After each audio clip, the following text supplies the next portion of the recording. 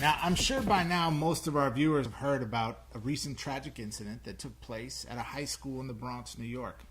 Two students were stabbed by a third student, with one of the young men being seriously injured and one even tragically losing his life. The incident took place on a school grounds in a classroom. The young man who committed the stabbing is reported by several news outlets to have been the victim of some form of harassment or bullying, possibly because of his expression of gender identity or sexuality. Now, this is a tragic incident to be sure, and in our schools we have the highest interest in ensuring that the safety and security of all young people is protected. But as is predictable, this incident has ignited a firestorm of calls for ramped up security at not only that school, but schools in New York City and schools across the country in general. Immediately following the incident, the school is said to have become a veritable Fort Knox, with metal detectors installed and heavy police presence.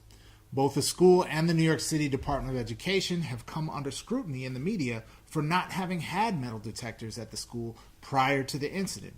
And of course, the city's inconsistent policy for use of metal detectors has come under broad public scrutiny and discussion. Now, first, I'd like to say that we are right to be examining questions of what can and should be done to ensure safety of our most precious possessions, our own children, our own future. After such a significant tragedy takes place, that's only right.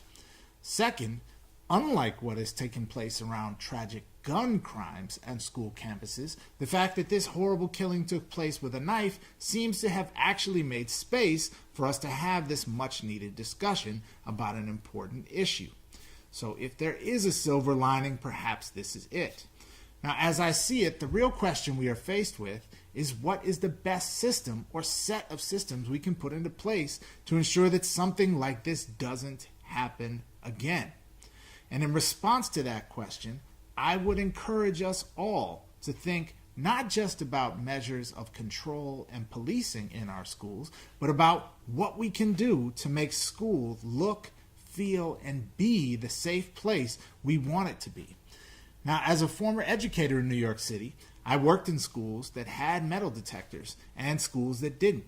And I can tell you that there is a fundamentally different tone to the experience one has when walking into a building and your first experience at 7:30 in the morning or 8 in the morning is waiting in a long line outside the building to get through scanning, then walking through a small platoon of safety agents, having your belongings scanned or searched, having to remove everything from your pockets, having to walk through a metal detector or be wanded by a school safety agent.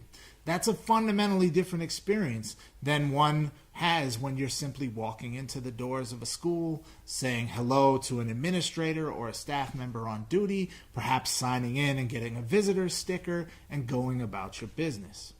Now, I would urge us to remember that the most powerful means of teaching we have for our children is our own lived example. If we want our kids to feel that they are loved, that they are cared for, that we want them to be in school, and that we don't want to think of them as suspects or potential perpetrators, then we have to ensure that our treatment of them actually reflects that. We are right to want to do everything we can to protect our children, and school systems should face high public accountability to do everything possible to ensure safety. But surely we have better tools at our disposal than equipping our schools with the infrastructure of jails and courthouses. Here in Los Angeles, for example, the school district maintains a policy of random searches for secondary school students.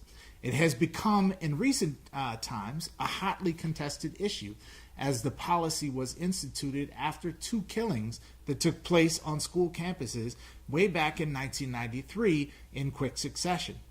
Since then, the policy was largely tolerated but also mostly unexamined. However, over the last year or two, a coalition of community groups aligned with the Teachers Union, the ACLU, one of the major charter operators here in the district, all have banded together to challenge the regulation, citing concerns about damaging school culture and its disproportionate impact on poor Black and Latino students. The policy's unintended effect of diverting time and energy and resources away from supporting students, away from learning and growth, to an intrusive form of overcriminalization on our children is an important question we must grapple with. Tasking educators with carrying out the functions of law enforcement is a risky proposition. In doing so, we risk damaging the most important currency in schools, and this is particularly true in schools that serve low-income populations and communities of color, and that currency is relationships. For as many tragic incidents that do happen in and around our schools, any educator will tell you that in schools where culture is healthy and adults and kids have strong positive relationships, many more potentially dangerous incidents are prevented because students confide in the adults they know care about them, and they look for ways to prevent these sorts of things from happening. If we maintain policies that undermine these healthy school cultures and positive relationships between students and the adults charged with caring for them, then we in fact undermine the very effort to ensure safety and peace on our school campuses. While the motivation of those who advocate for metal detectors and random searches may be well-intentioned, I would question the practical usefulness of these strategies. We don't teach young people to be good, upstanding, righteous members of a community by treating them as though they are the opposite of that. We teach young people these things by inspiring in them their very best and modeling for them what we want to see. Thank you, Jeff, for that very important message and very timely message. And I know that as a classroom teacher, school safety has always been a primary concern. And we want a safe, positive classroom campus or classroom environment and safe, positive campus. However, we don't want students to feel like they're entering a police state when they're coming to school. And I've seen students be handcuffed for the slightest of reasons right outside my own classroom door. And that's not the type of environment we want to have. So again, thank you for sharing your thoughts about that.